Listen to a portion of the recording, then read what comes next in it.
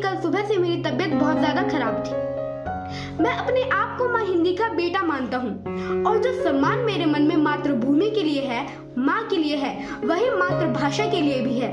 इसलिए मैं जरूरी समझता हूँ कि आज हिंदी से जुड़े कुछ मिथक तोड़ दिए जाएं, कुछ गलतफहमियां हमेशा के लिए मिटा दी जाए। क्यों भाई, सबको हिंदी क्यों आनी चाहिए? मैं हिमाचल प्रदेश में जन्मा हूँ, मुझे पंजाबी नहीं आती।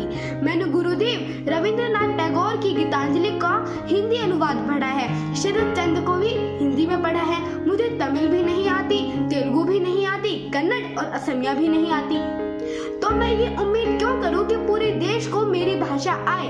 गैर हिंदी भाषियों पर हिंदी थोपना ऐसे ही है जैसे आप जबरदस्ती अपनी माँ को सबकी माँ साबित करने में तुल जाए।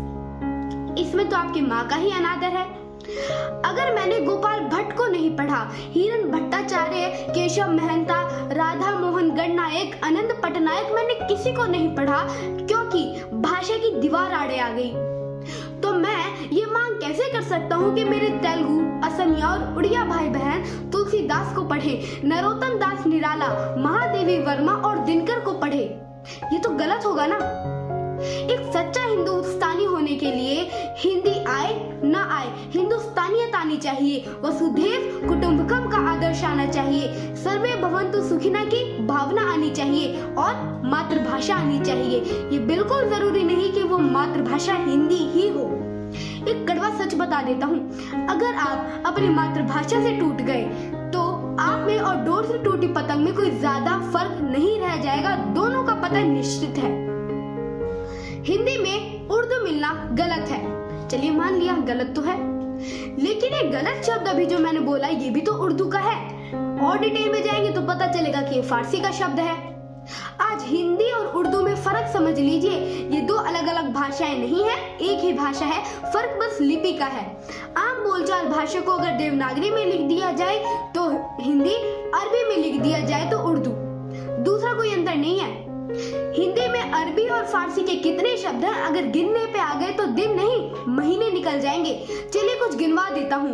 पजामा, शाल, रुमाल, अचार, कलम, दवात, स्याही, बर्फ, संदूक, कुर्सी, जहाज, पर्दा, कारीगर, वकील, मजदूर, अंजीर, सेब, अनार, जलेबी की तरह गोल गोल घूमते रह जाएंगे, लेकिन हम कभी हिंदी से दूसरी भाषाओं के शब्द नहीं निकाल पाएंगे। एक कोशिश करते हैं, आज से कबूतर नहीं बोलेंगे क्योंकि कबूतर तो फारसी का शब्द है। क्या बोलेंगे? कपोत। संस्कृत निष्ठ कपोत। तकिया नहीं बोलेंगे, ये भी फारसी का शब्द है। उपधान बोलेंगे, संस्कृत निष्ठ उपधान। अगर बोल भी दिया तो कपोत और उपधान समझेगा कौन? भाषा की पहली जरूरत अलंकार नहीं, शुद्धता नहीं, संप्रेषणीयता है। अगर बात समझ में ही नहीं आई तो भाषा कितनी भी शुद्ध और सुंदर हो व्यर्थ है। श्री रामचरितमानस की सबसे बड़ी विशेषता क्या है? मैं धार्मिक नहीं साहित्यिक विशेषता पूछ रहा हूँ। बाबा तुलसीदास ने अपनी बात कहने के लिए सबसे प्रचलित भाषा और सबसे आसान मुहावरों का प्रयोग किया है। वो शुद्धता के मायाजाल में नहीं उलझे, तभी तो श्री राम को उन्होंने गरीब नवाज कहा है। गई बहौर गरीब नवाजू, सरल सबल साहिब रघुराजू। गरीब नवाजू, ये गरीब नवाज का ही अवधि रूप है, विश्व उर्दू फारसी का शब्द है। गरीब नवाज कविवर भिखारी दास जो 17वीं शताब्दी में काव्य शास्त्र के सबसे बड़े आचार्य थे, सबसे बड़े पंडित थे। उन्होंने लिखा है, तुलसी गंग दऊ भे सुकविन को सरदार, जिनके काव्यन में मिली भाषा विविध प्रकार।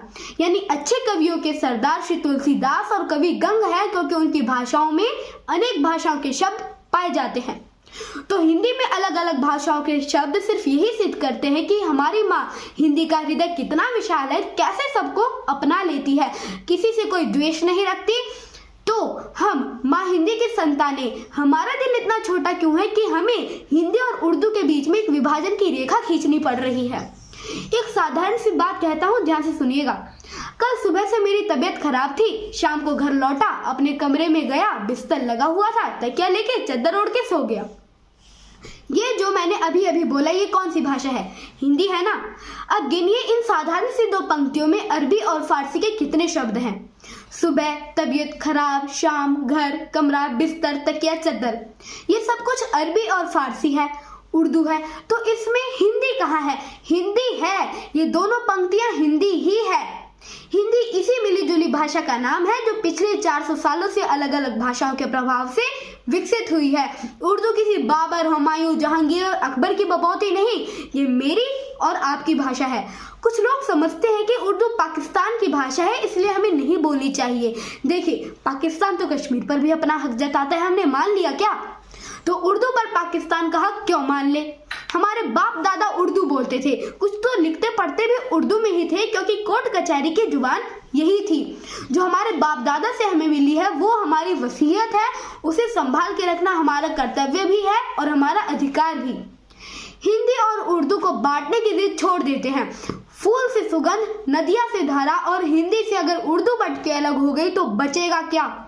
आप सबको विश्व हिंदी दिवस की आकाश भर शुभकामनाएं। हिंदी बोलिए, हिंदी पढ़िए, ट्विटर, फेसबुक और व्हाट्सएप पर हिंदी में लिखिए और हिंदी में हस्ताक्षर कीजिए। फिर देखिए, हिंदी का जय घोष एक दिन पूरे विश्व में सुनाई देगा। जय हिंद, जय हिंदी।